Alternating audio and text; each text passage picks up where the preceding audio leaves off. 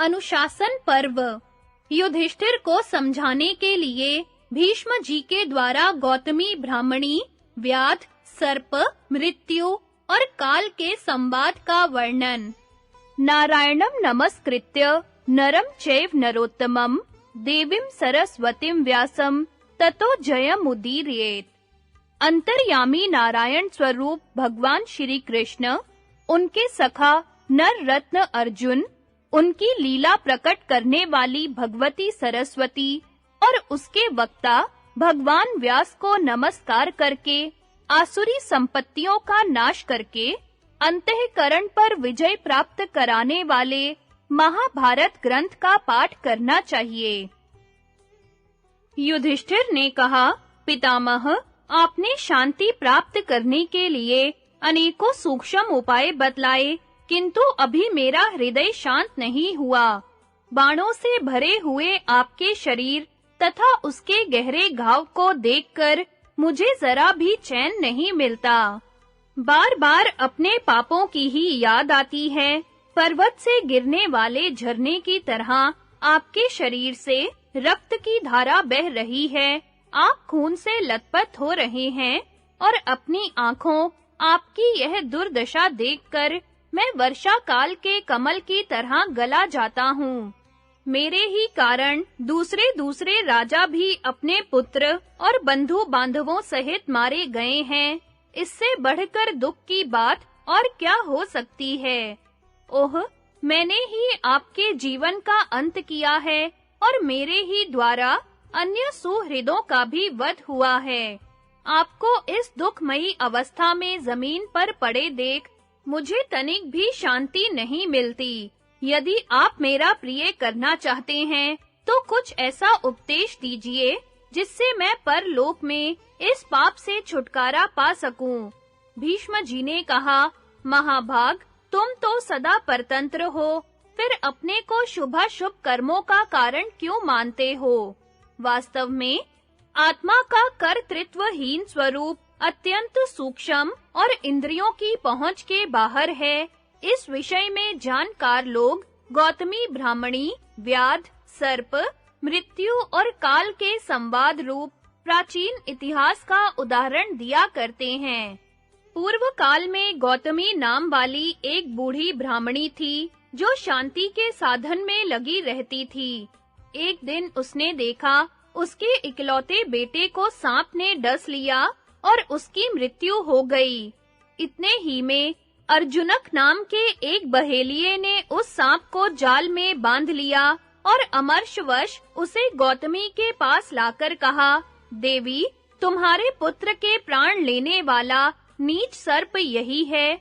जल्दी बताओ, मैं किस तरह इसका वध करूं? इसे जलती हुई आग में झोंक दूं या इसके शरीर के टुकड़े-टुकड़े कर डालूं? बालक की हत्या करने वाला यह पापी सर्प अब अधिक काल तक जीवित रहने के योग्य नहीं है। गौतमी ने कहा, अर्जुनक, तू अभी नादान है, इसे छोड़ दे, यह मारने के योग्य नहीं है। होनहार को कोई टाल नहीं सकता।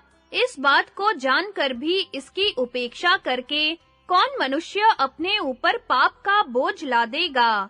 इसको मार डालने से मेरा पुत्र जीवित नहीं हो सकता और इसको जीवित छोड़ देने से भी कोई हानि नहीं होगी।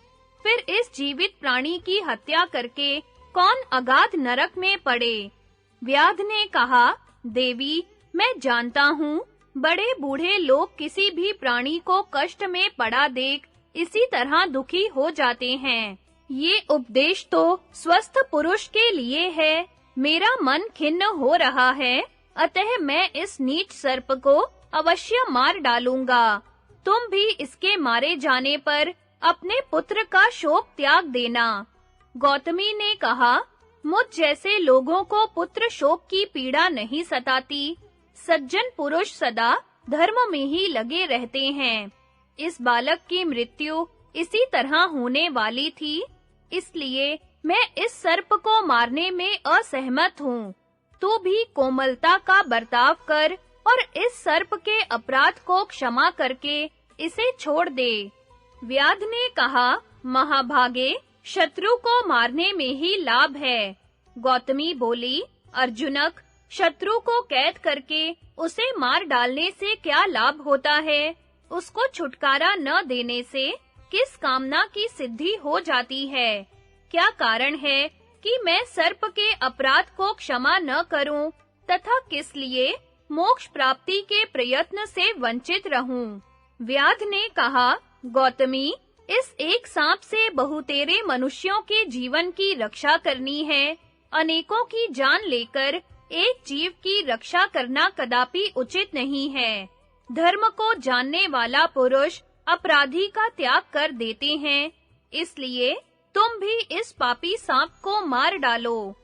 भीष्म जी कहते हैं, युधिष्ठिर, व्याध के बार-बार उकसाने पर भी महाभागा गौतमी ने जब सर्प को मारने का विचार नहीं किया, तो बंधन से पीड़ित होकर धीरे-धीरे सांस लेता हुआ वह सांप बड़ी कठिनाई से अपने को संभाल कर मनुष्य की वाणी में बोला, ओ नादान अर्जुनक, इसमें मेरा क्या दोष है?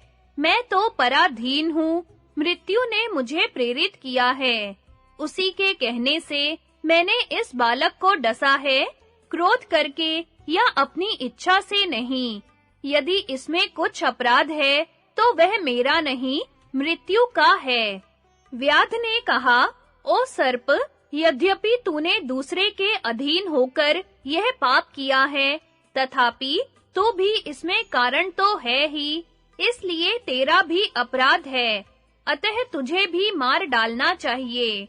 सांप ने कहा, जैसे दंड और चक्र आदि मिट्टी का बर्तन बनाने में कारण होते हुए भी कुम्हार के अधीन हैं, इसलिए स्वतंत्र नहीं माने जाते, इसी प्रकार मैं भी मृत्यु के अधीन हूँ। अतः तूने मुझ पर जो अपराध लगाया है, वह ठीक नहीं है।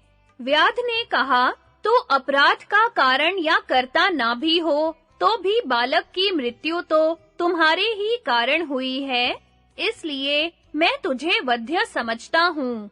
नीच, तू बाल हत्यारा और क्रूर है। वध के योग्य होकर भी अपने को बेकसूर साबित करने के लिए क्यों बहुत बातें बना रहा है?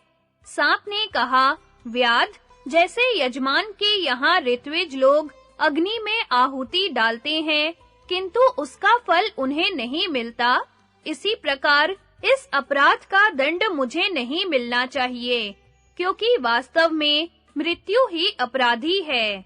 भीष्म जी कहते हैं, राजन, मृत्यु की प्रेरणा से बालक को डसने वाला सांप जब इस तरह अपनी सफाई दे रहा था, उसी समय मृत्यु ने आकर इस प्रकार कहना आरंभ किया, सर्प, काल की प्रेरणा से मैंने तुझे प्रेरित किया था, इसलिए इस बालक के विनाश में ना तो मैं कारण हूँ और ना तू ही है।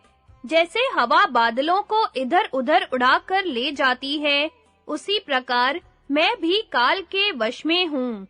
सात्विक, राजस और तामस जितने भी भाव हैं, वे सब काल की ही प्रेरणा से प्राणियों को प्राप्त होते हैं। पृथ्वी अथवा स्वर्ग लोक में जितने भी स्थावर जंगम पदार्थ हैं, सभी काल के अधीन हैं। यह सारा जगत ही काल का अनुसरण करने वाला है। संसार में जितने प्रकार की प्रवृत्ति और निवृत्ति, धर्म तथा उनके फल हैं, वे सब काल के ही वश में हैं। इस बात को जानकर भी तो मुझे दोष क्यों दे रहा है? यदि ऐसी स्थिति में भी मुझ पर दोषारोपण हो सकता है, तो तू भी निर्दोष नहीं है। सांप ने कहा, मृत्यो, मैं तो न तुम्हें दोषी मानता हूँ, न निर्दोष। मेरा कहना इतना ही है कि तूने मुझे बालक को काटने के लिए प्रेरित किया था। इस विषय में काल का भी दोष है या नहीं, इसकी जांच मुझे नहीं करनी है, और जांच करने का मुझे कोई अधिकार भी नहीं है। परंतु मेरे ऊपर जो दोष लगाया गया है, उसका निवारण तो मुझे जैसे भी हो करना ही चाहिए। मेरा मतलब यह नहीं है कि मेरे बदले मृत्यु का दोष साबित हो जाए। तदनंतर सर्प ने अर्जुनक से कहा, अब तो तूने मृत्यु की बात सुन ली। मैं सर्वथा निर्दोष हूँ, अतः मुझे बंधन में बांधकर व्यर्थ कष्ट न दे। व्याध ने कहा, सर्प, मैंने तेरी और मृत्यु की भी बात सुनी। इससे तेरी निर्दोषता नहीं सिद्ध होती। इस बालक के विनाश में तुम दोनों ही कारण हो, अतः मैं दोनों को ही अपराधी मानता हूँ, किसी को भी निरपराध नहीं मानता। सज्जनों को दुख में डालने वाले इस क्रूर एवं दुरात्मा मृत्यु को धिक्कार है। मृत्यु ने कहा, व्याध, हम दोनों काल के अधीन हैं, विवश हैं और उसका हुक्म बजाने वाले हैं। यदि तू अच्छी तरह विचार करेगा तो हम दोषी नहीं प्रतीत होंगे। जगत में जो कोई काम हो रहा है वह सब काल की ही प्रेरणा से होता है। इस प्रकार इनसे बातें हो ही रही थी, तब तक वहां काल आ पहुंचा और सर्प मृत्यु तथा बहेलिये को लक्ष्य करके कहने लगा, व्याध, मैं, मृत्यु तथा यह सर्प कोई भी अपराधी नहीं है। प्राणियों की मृत्यु में हम लोग प्रेरक नहीं हैं। इस बालक ने जो कर्म किया था उसी से इसकी मृत्यु हुई है। इसके विनाश में इसका कर्म ही कारण है।